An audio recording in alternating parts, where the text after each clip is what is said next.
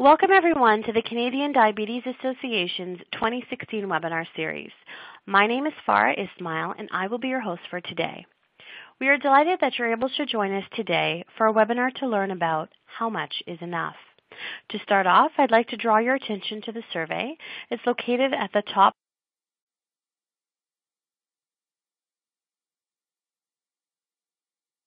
right-hand section of your screen. In order to better serve your needs, we kindly ask that you provide us with your input by completing a short survey towards the end of the presentation, and we thank you in advance for your input. Throughout our presentation today, you will have the opportunity to type in the Q&A box located at the bottom right section of your screen. We ask that you use this for any questions that you have along the way, and our presenter will be happy to respond to them at the end of the presentation. As well, we will be displaying a few polling questions throughout the presentation and would love for your participation. I would like to note that all of the responses remain completely anonymous. Also note that you're able to customize your screens to expand and collapse them as you see fit, so feel free to do so by dragging down the bottom right-hand corner of each of the webinar pods. Our presentation itself today will last about 30 to 35 minutes in length, and we'll have about 15 minutes left at the end for questions. It is important to note that our session today is recorded and will be made available on our diabetes.ca website, as well as our CDA YouTube channel. Just like to send out a special thank you to our generous supporter, AccuCheck, for supporting our diabetes webinars. So now I'd like to welcome our speaker, Erin Krusky, and thank her for joining us today. Before turning it over to Erin, I'd like to give you a brief introduction. Erin had worked as a registered dietitian in primary care settings at the Guelph Family Health Team and Regent Park Community Health Center Diabetes Education Program for 8 years. She currently works at Eat Right Ontario as a stakeholder engagement specialist and contract center dietitian. Her work involves building relationships with organizations who have common goals to strengthen capacity. For more information on Erin, please read the speaker bio section, and that's located to the left of your screen. So, without further ado, I present to you Erin Krusky. Thank you, Farah. So I'm happy to be here tonight to talk to you about how much is enough. My experience in this area comes from working with people as a registered dietitian in primary care, hearing their stories, also facilitating groups such as the Craving Change group, which is about why we eat as opposed to what to eat. And I'll talk a little bit about that program as we go through the slides today. I also have a special interest in mindfulness and enjoy hobbies such as yoga. So this is a topic that I have a great interest in, and we'll be talking today a little bit about mindful eating in talking about how to estimate our portions and food portions. So let's get into the agenda. But before we do, we'll first do a polling question. So the first question is, how are you affected by diabetes? And I'll just give you a couple of seconds to read over the options and select which option you would like.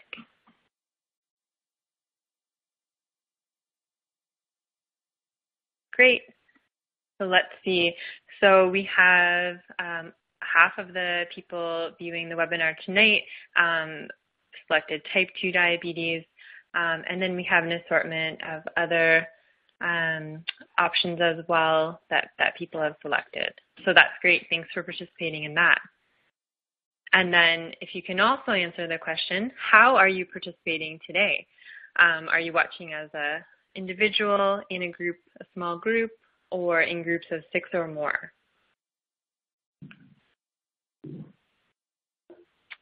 Okay, hopefully everyone's had a chance to reply. So most people are watching on their own, and a couple people are watching the webinar together. Okay, so now we'll get into the agenda for tonight. And just to say, for those that are clinicians, healthcare professionals, this is going to be a very practical presentation tonight. I will talk about a couple of studies and research that I looked into in getting ready for this presentation, but a lot of it is is quite practical and things that people can try out to improve portions and their eating habits. So what we'll talk about first is actually just what is mindfulness, and then we'll relate the mindfulness to our eating. And then we'll talk as well about barriers to eating mindfully. So why is it a difficult thing, or why is it something that a lot of people don't do to eat mindfully? We'll go through today about portion sizes and why portion sizes are so important. And then we'll talk about tools and ways to estimate our portion sizes with our food. And then we'll end off with some tips that I have about how to eat more mindfully, which can help with managing food portions.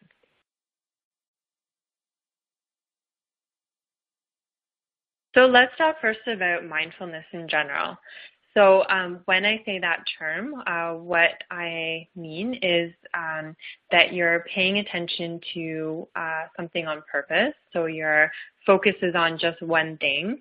So you can really do anything in a mindful way. You could do your favorite sport mindfully, like a baseball player as he's hitting a baseball could be only focusing on swinging the bat and hitting the ball.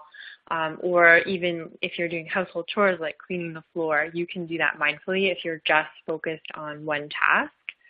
Another element of mindfulness is that you're not judging. So it's non-judgmental as all. It's being non-judgmental. So that means that you're not putting value of good or bad onto whatever you're focusing on. You're just being in the moment. So an example of, when we're not mindful could be driving home in your car perhaps, or on your bike, and really not being present for that journey home, just doing it automatically and really be thinking in your head about your day or things that you're worried about. So that would be an example of someone not being mindful. So in relating mindfulness to our eating, mindful eating is sometimes called intuitive eating as well. So with mindful eating, we'd also want to bring the non-judgmental aspect to it. So in that, we wouldn't be labeling a food as good or bad. All foods can fit in this kind of way of thinking about eating. So eating in a mindful way, there are no good or bad foods. And we're really in tune with our bodies when we're eating in a mindful way. So that helps us to be paying attention to our hunger and our cues of being full as well. So we'll get into that in the coming slides.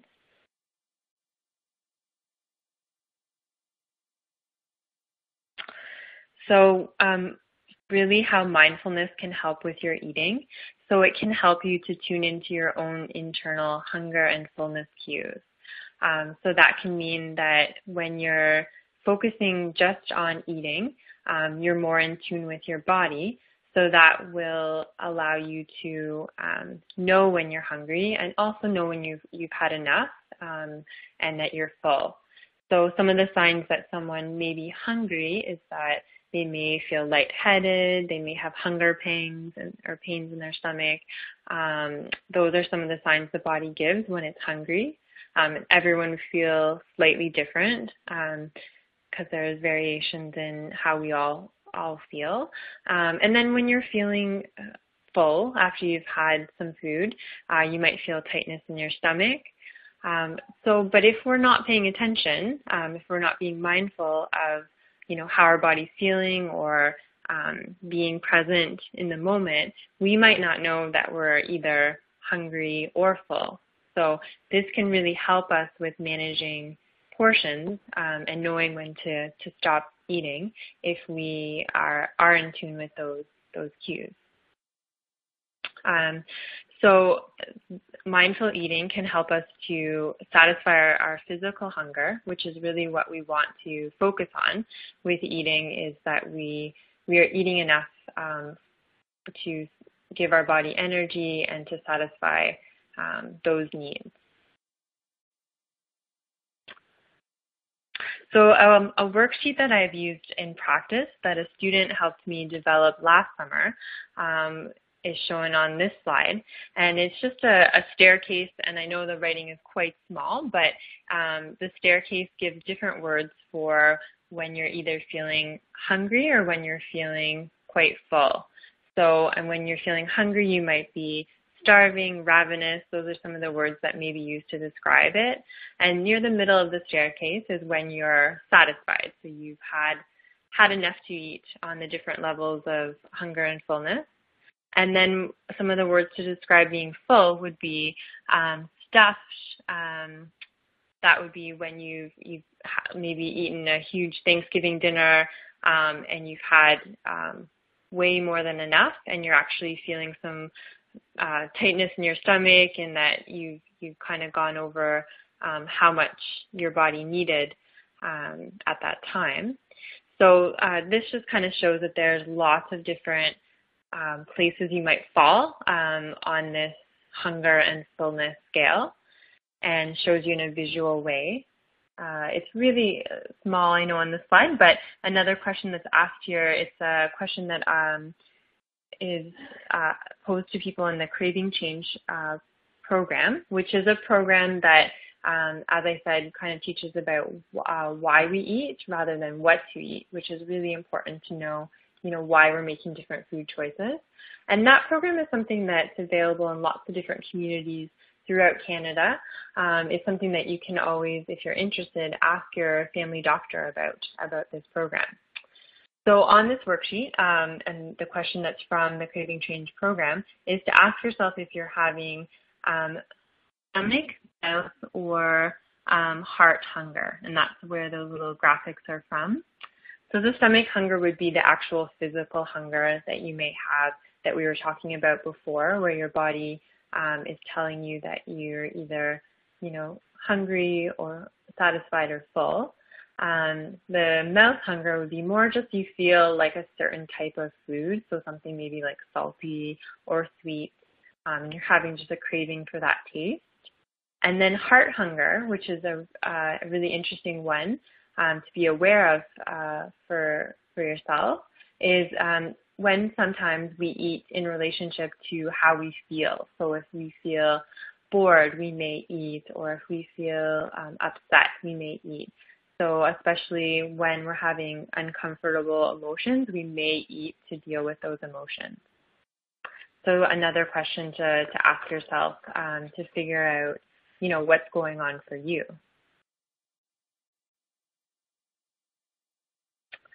So reasons that we don't eat mindfully, why we're not, focused on our eating when we have a meal.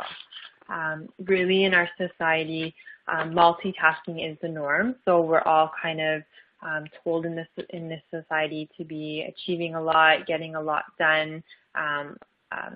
Everyone has quite a busy life and are expected to do many things at the same time. An example of this would be if you're reading, you're looking for a new job and you're looking at job descriptions. A lot of times they'll say being able to juggle multiple tasks and prioritize. So that's really something that is the norm in society, and something that people think brings success, to be working on a lot of things at the same time and achieving a lot. So that can lead to us not being mindful, because we're expected to be focused on a lot of things at the same time. And mindfulness is really about having a single focus and just focusing on that. Another thing that why we may not eat mindfully is we may have learned to ignore the cues from our body that we're either hungry or full. So this can come from maybe years of just skipping meals. You probably no longer get those cues from your body that you're hungry, because just over time you maybe ignored the hunger cues from your body, and it stops giving you those signals. So that may come, someone's, stopped eating breakfast and they haven't eaten breakfast in a really long time. They might not get that message anymore that they're hungry. Or for people that have been trying to restrict how much they're eating and they're dieting and trying to avoid eating, they may no longer, get those messages from their body that they're hungry. And what ends up happening is if we do go a long time without eating, when we finally do eat, we tend to eat bigger portions because our body really is hungry and needs regular meals throughout the day. So that's just something to keep in mind as well. So some other reasons that we may decide to eat could be the environment.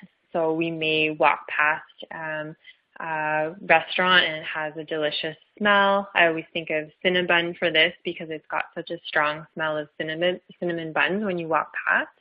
So something like that could cause us to want to eat, just if we're walking past something, we smell a delicious smell from a bake shop, or we see a picture of a food that looks really enticing. Emotion, so we talked a little bit about that in the last slide, can result in us eating. Cravings, so feeling like a certain type of food. Social environments, so if it's maybe somebody's birthday or you're celebrating something, a lot of times food comes into play. So that might make us decide to eat something even though we're not physically hungry.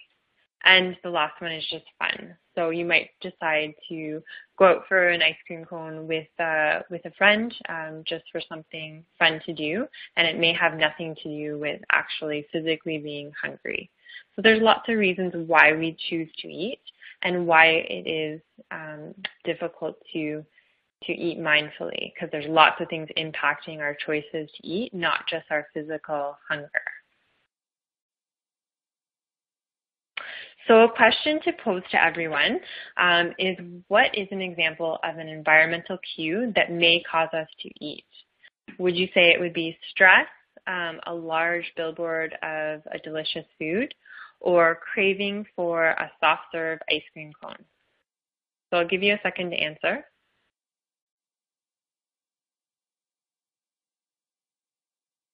Okay, so it's kind of split between people are thinking an environmental cue might be stress, or it might be a large billboard of food. So in writing this question, what I was thinking would be an environmental cue would be a picture of food, and stress could be falling under more of the heart hunger, so more of the emotional eating. But certainly I could see why you would pick that as well, because our environment can cause stress. But for those of you that picked a large billboard of food, that was the answer that I was going for.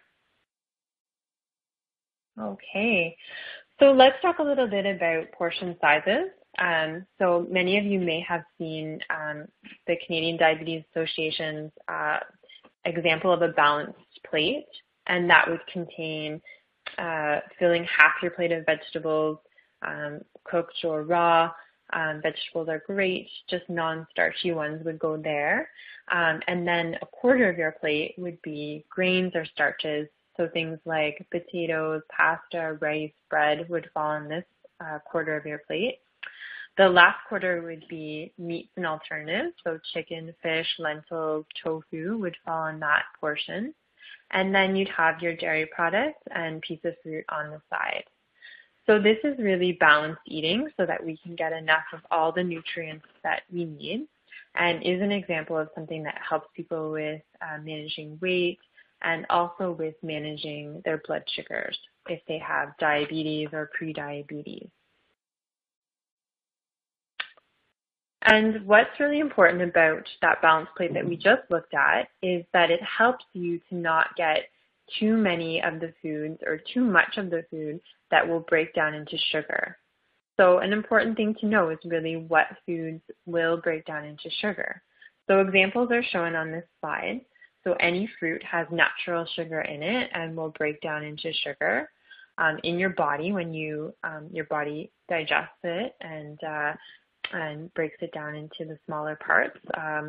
Also rice, brown rice, potatoes, which is a starchy vegetable, dairy, so milk or yogurt, bread, and of course sweet things like ice cream, cake, cookies will break down into sugar as well.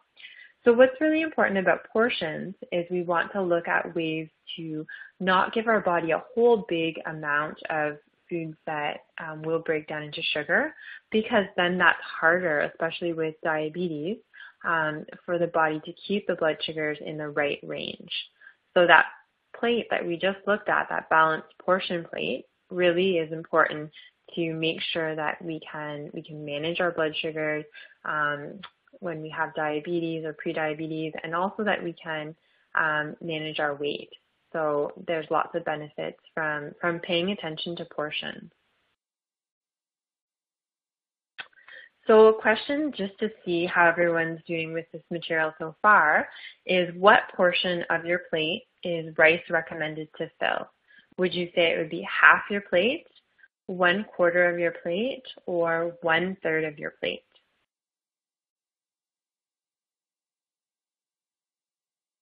Great, so I hope everyone's had a chance to reply to that. Okay, so 95% of you said 1/4 of your plate, and that would definitely be the recommendation for something like rice, which is a starchy food and breaks down into sugar. So that's great. So some tools to help you estimate portion sizes. So you can actually just use your hands, which is great because you have those with you all the time. So when you're having a meal, you want to look at what would fit in the palms of both your hands for a portion of vegetables.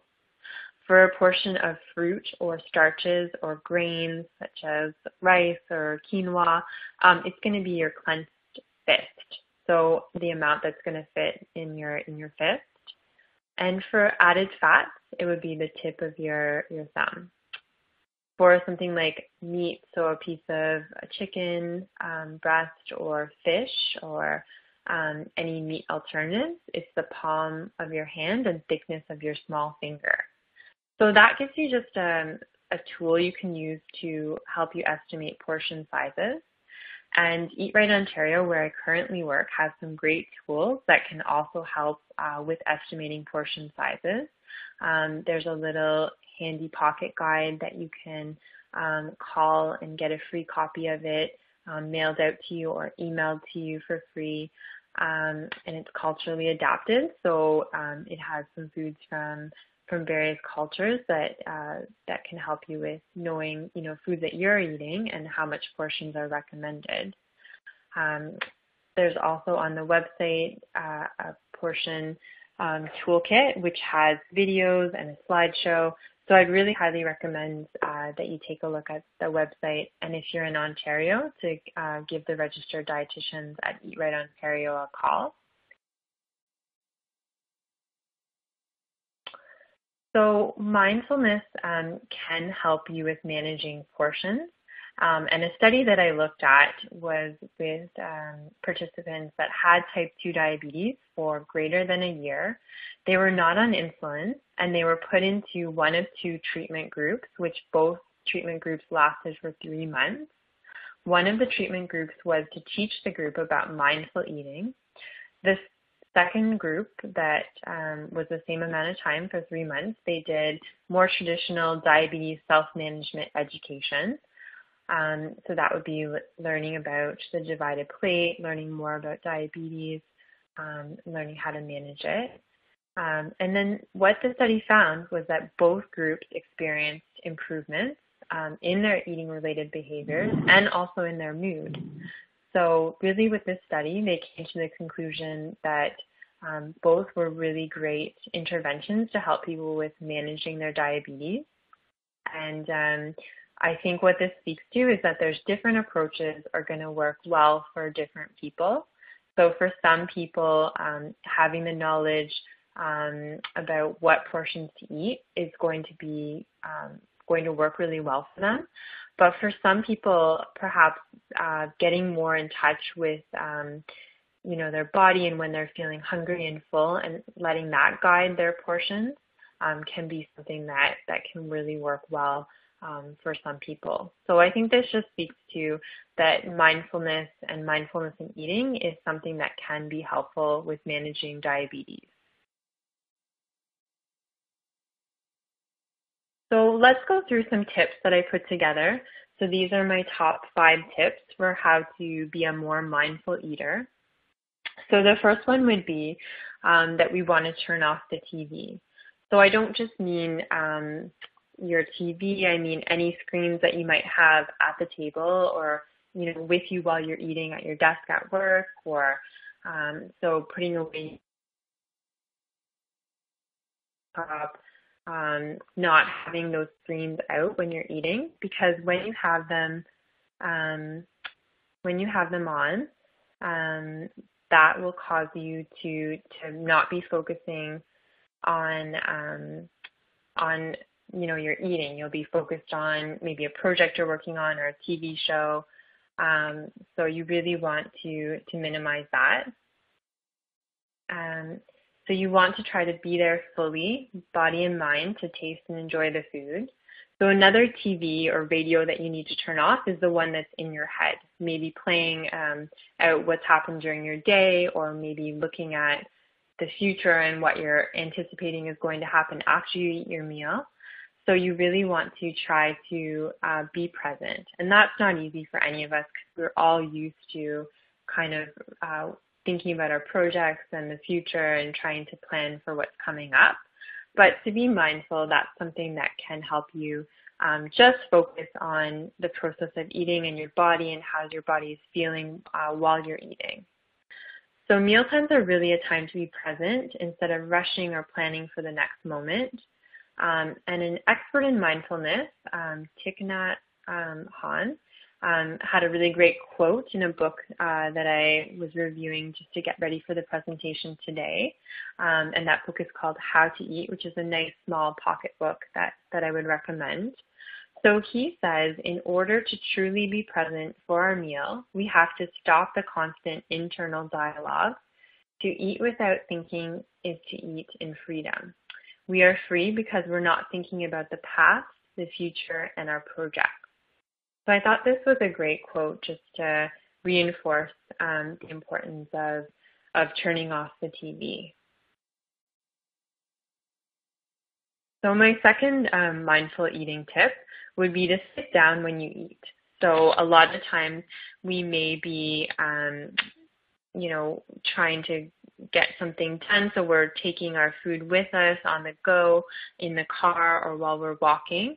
So if we're doing that, we're not being mindful eaters, because we're trying to do more than one thing at the same time.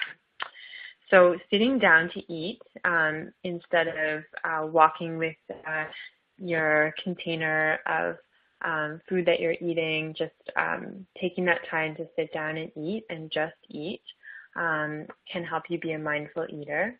A really interesting fact that I learned when facilitating the Craving Change program was that other cultures sit more often with family and friends than we do in North America. So they sit and eat with their family and friends. And as a result of this, they actually end up eating less.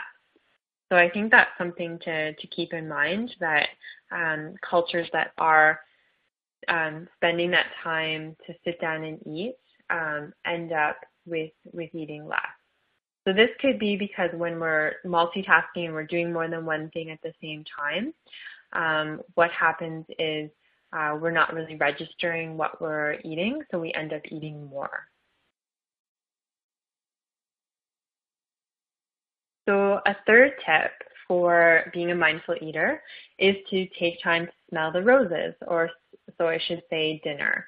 So really taking time to use all your sensory, your smell and sight to experience food. So even when you're preparing food, cutting up a tomato for dinner, taking time to smell that tomato, especially in the summertime when the produce is so fresh and smells delicious. Also taking time to notice the color of food while you prepare it. And an idea would be to serve food in different ways. So maybe trying like fruit kebabs on a skewer. And then this can help us just examine food a little bit differently and really take our time to notice it.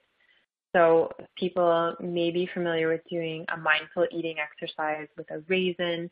That's something that Jon Kabat-Zinn talks about in some of his books about mindful eating. So it's really when you're, smelling something, the raisin before you eat, and feeling it. So you're using all those sensory qualities to be a mindful eater.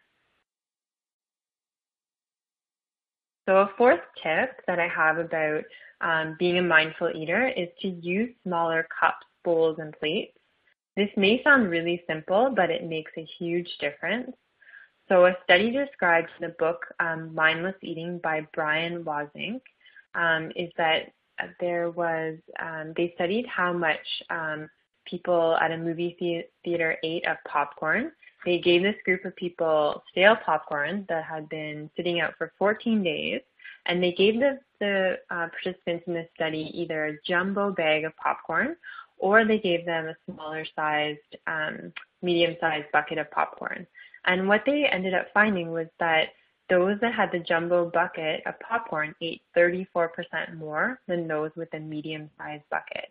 So even though it wasn't even delicious popcorn, freshly popped popcorn, the size of the container can cause you to overeat and eat more than if you had a smaller cup or bowl or plate. So we'll try next playing a video from Eat Right Ontario's video library, and it's called Plate Size Matters. So let's go into that now.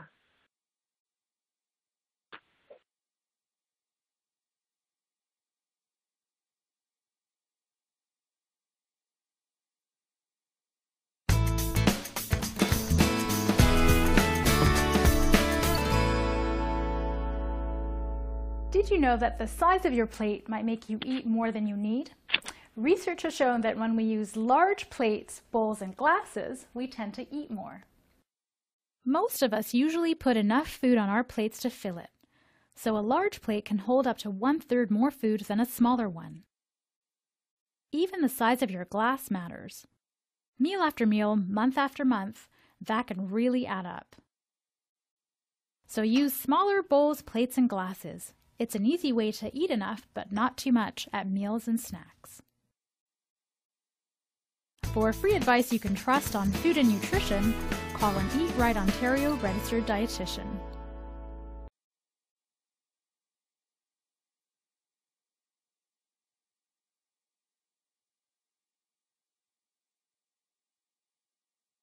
Okay, great. So let's get into another polling question.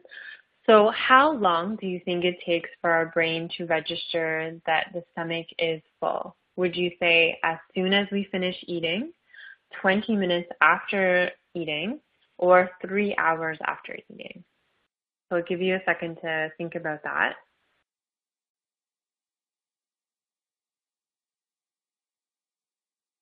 Great. Okay, so 87% of you said 20 minutes, and that is the correct answer. So it does take that 20 minutes for the brain to get the message that you're full and give you those body signals that you're full. And that's why the tip number 5 is really important. So we want to, especially if we're a fast eater, we want to try to slow down our eating. Ways to do that can be to just try putting your fork or spoon down in between bites. That can slow us down. I've heard people try using chopsticks if they're not good at using chopsticks, and that can slow down your eating. You could also time yourself. So maybe take your cell phone and just time how long it usually takes for you to eat, and then have a goal with adding a couple of minutes to that each day. Really, habits form with eating quickly because of practical reasons, like we're all really busy. Maybe at work you don't get much time for lunch, or you have family commitments and you have to eat really quick. But it is important to slow down your eating, because then you can have that 20 minutes, and then you have the body cues that you're full, and then that can help guide you with how much to eat. So if we're eating really fast and we don't get those signals from the body that we're full, we may go and get more or eat more than we really need. So that's why that tip is so important. So in summary, mindful eating can help in several ways. So it can increase your awareness of your hunger and fullness cues. Mindful eating can help you make better healthy eating choices and help you manage your portions, which is really key. Mindful eating can promote weight loss and decrease depression and anxiety. So the steps that you can take is make sure you're turning off the screen during mealtime. Try sitting down to have a meal instead of eating on the go. Really look at using all your senses when you're eating. So sight and smell. Fourth tip being using smaller cups, bowls, and plates. And the fifth to be eating a little bit more slowly, pause in between bites of food. So some resources that I would recommend that I used to help develop this presentation today is a book called How to Eat by Thich Nhat Hanh, a mindless eating book by Brian Wozink, the Craving Change program that I talked about a couple of times today, Eat Right Ontario, where I currently work, that has great resources and a nice website with lots of great content. And also the Center for Mindful Eating, which I looked at to help in preparing for the presentation. And then the study that I discussed in one of the slides is also shown up on the screen. And really with today's presentation, I would encourage everybody to think of something that they can do to help them eat a little bit more mindfully, or to make a change to help them to manage their portions. So if you do decide on a goal that you want to set, write it down right after the presentation today, or tell like a family or friend what you're going to work on, and that helps you to get started with focusing on what you would like to do differently. And I think I'll turn things over to Farah now to see if there are questions from the audience. Great. Thank you so much for that wonderful presentation, Erin. It's been really a really great learning experience, and we've got some really positive feedback here through the question and answer box. So with that being said, I'll start off with our first question. One of our participants has said, I have a friend who says bagels and weekly slices of banana loaf are okay because diabetics need carbs. Is that true? Okay. So thanks for that question. So people with diabetes certainly do need some carbohydrates. When we were looking at the portion plate, the balance plate, there is definitely a section on that plate for carbohydrates. That's what our body uses for energy for our muscles and our brain. So the carbohydrates are a needed fuel for the body. So we want to pick the healthiest carbohydrates that we can. So things like banana loaf, it can be healthy, but it depends. So sometimes you may have a banana loaf where someone's added a lot of added sugar, but we want to look at healthy carbohydrates like lentils or brown rice or whole grains, quinoa. So things that will give us some fiber as well can be examples of really healthy carbohydrates to have. Great. Thank you for that response. Yeah, of course. So I'll move on to our next question. One of our folks has asked, which artificial sweetener is best? Do you have a recommendation? Okay. So with sweeteners, any approved sweeteners by Health Canada are okay to use. So sweeteners, what they help with is they add sweetness to something without increasing your blood sugars. So there's many different sweeteners on the market, and they've really all been studied to make sure that they're safe. So there are some limits with some of the sweeteners about how much to have. And I know that Canadian Diabetes Association has a great resource about sweeteners that can give you the limits of how much to have in a day and kind of explain more about the specifics of the sweeteners. So there's not one in particular that I would recommend over the other. And really with adding sweetness to your food, something to keep in mind is that you can adjust your taste buds. So if you try using less of the sweetener, or less of any type of sugar like honey or maple syrup to your food, over time you can develop a taste for less sweetness. So that's something else to keep in mind. Great, thanks for that, Erin. Our next participant has said, my son has uncontrolled eating and now craves high-fat fast food, and he is 23 years old with Williams syndrome. He has high blood pressure and is slightly overweight, and he is aware that it's wrong, so now he eats out in his car. Do you have any recommendations for this individual? Sure. Okay. So with your son that you're asking about, that he has some cravings for high fat foods, and he tends to eat when he's in his car. I think that working with a registered dietitian, maybe calling Eat Right Ontario, and if your son was interested to make a change, there's lots of things that he could try doing differently. So that might be more of a conversation that he would want to have with a healthcare professional to help him think about why what he's doing is not helping him, what are his health goals. And really that could be like a dialogue that he could have to kind of create his action plan and what he wants to start with. Because cravings are something that can be challenging. There are some strategies in the Craving Change program that I talked about. So, that would be a program that could be beneficial to him if he likes being in a group setting to kind of sort out and try out different ideas and strategies that might help him.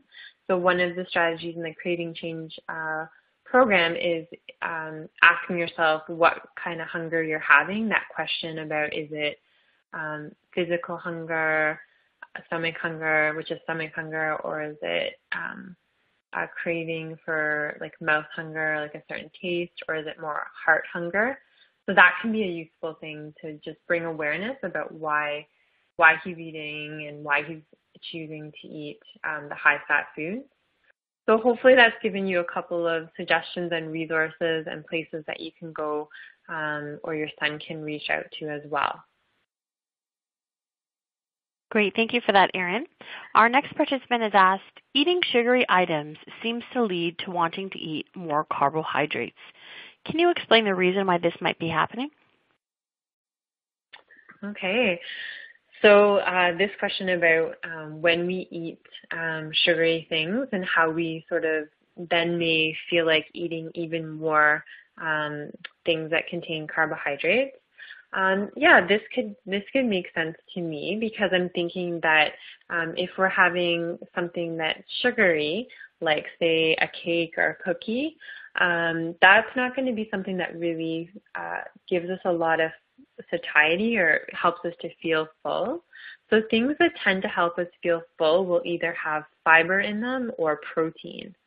So for example, if you had a bean salad, like a lentil salad, that has fiber and it has protein, and that tends to make us feel full. Lentils also, or any legume, also have some carbohydrates. So the benefit of them is that they give us that energy from the carbohydrates, but they also have both protein and fiber, which help us to feel full when we've eaten it. But if we're eating a lot of foods that are just mostly white processed sugar, that will not usually fill us up in the same way as something like chickpeas or lentils, something that contains protein and fiber. Great. Thank you for that response, Erin. Our next question, you actually might have a very similar response, but I will ask it regardless. Our participant has asked, are there any good carbs that break down slowly or make us full so we don't eat as much? Okay, yeah. So, that is a little bit about what we were just talking about. So carbs that can break down more slowly and also make us feel more full would be examples of things that do contain fiber and also something that's paired with protein. So I can give a couple of examples. So something like whole grain bread that has peanut butter on it. So the whole grain bread is going to contain some fiber. The peanut butter will contain some protein. So that pairing of the foods together can be something that makes us feel more full. You could also do an apple or pear and put peanut butter on it. So fruit contains a lot of fiber, especially if we leave the skin on it. And if we pair it with something like peanut butter with the protein. Another example would be Greek yogurt, which is pretty high in protein, and having it with some berries, which contain fiber. So those pairings of foods together can give us some carbohydrates, but also some protein and some fiber. And if you're looking for snack ideas or meal ideas, I would direct you to Eat Right Ontario's website, also Canadian Diabetes Association website, or calling Eat Right Ontario if you're not in Ontario, and we can send you out some resources. Great, thanks for that, Erin. And when you speak about protein, one of our participants has asked, how much protein is too much? Okay, yeah. So, protein amounts are going to depend on individuals. So the way to figure out your protein for the day is actually to take your weight and multiply that by like doing a kind of equation.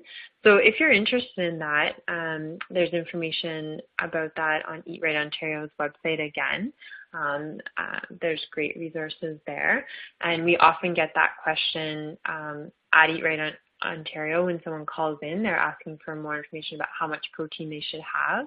But really, practically speaking, you should have some protein at each meal. So when you're thinking about that balanced plate, you do want to fill a quarter of your plate with some kind of protein.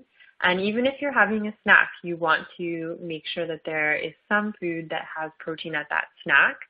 So if you think about it that way, you're just making sure that protein is represented at your meals and at your snacks. And certainly with calculating the number of grams, that's going to be something that will depend on individual factors like how much you weigh. Great, thank you for that, Erin. I do see quite a few questions still coming in, so I do want to remind everyone that if we do not get to your question today, please send us an email at webinars@diabetes.ca, and we'll be happy to follow up with you.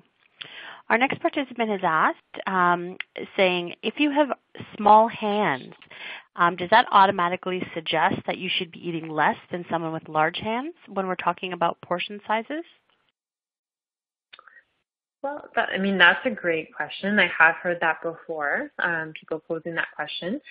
So when we are maybe a smaller build and we have smaller hands, chances are we do need a little bit less food. So, for example, if you look at Canada's Food Guide and you're looking at the requirements for men and for women, women do tend to be have less muscle mass, be a little bit smaller than men, so they will need less overall food. So it can be a guideline for just how much you need by if your hands are a little bit smaller than someone else. You likely do need smaller portions, but there are always exceptions to the rule. So that's when the mindfulness eating and intuitive eating, so kind of paying attention to when your body is telling you that it's hungry and when it's full can come into play too. So if you're practicing some of those mindful eating tips that we talked about today and you feel like you are still physically hungry, then being mindful of what food choices you're making, but you can also use that to guide you in knowing how much to eat. Great, thanks for that, Erin. Our next participant has asked, when we're looking at counting carbs, if we're looking at pasta, do we count it before or after cooking it? Oh, yeah, so that's a good question. So you would definitely count it after cooking. So when you're looking at that fist size of pasta at a meal, so that's definitely going to be cooked pasta. So when you have also cooked rice or any grain, So the portions are after cooking, not before, because things really do expand as you cook them for the most part. So you want to look at the portions being when they're ready to eat and already cooked, as the ones that we were talking about today with using your hands. So a fist size of pasta would be the amount to aim for at a meal. Great, thanks for that, Erin. And folks, we'll just take our last question here. One of our participants has said that they're struggling with getting enough vegetables in their family's diet. They seem to be limited to the same few dishes over and over again, and are wondering if you can suggest any good resources for family-friendly diets, including vegetables. Sure.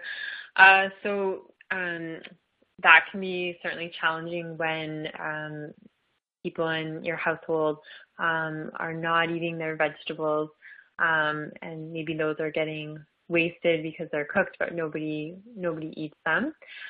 So I think just try serving them in different ways. So it could be the same vegetable, but if it's maybe baked or I'm just thinking of, for example, cauliflower. It tastes a lot different when it's baked as opposed to boiled. So I think simple things like that, like changing the method of cooking something, can make a difference, because that can really change the texture of the vegetable.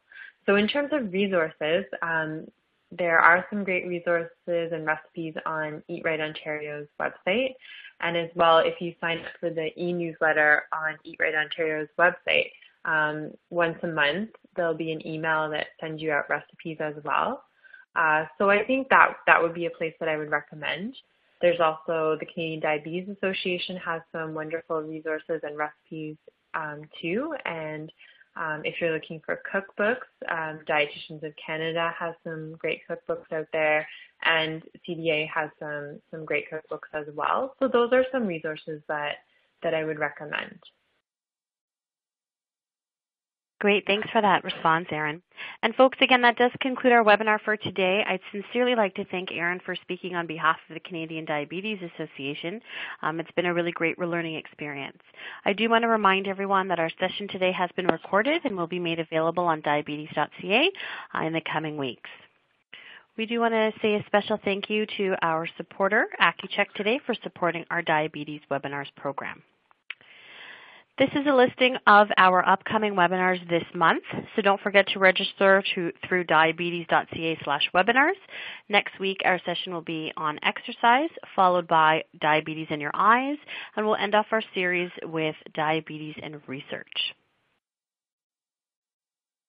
And for those of you in the BC area, we'll be having a free CDA Expo in Victoria, and that's this coming Saturday, September the 24th. So if you'd like some more information and to register, please visit diabetes.ca/expo.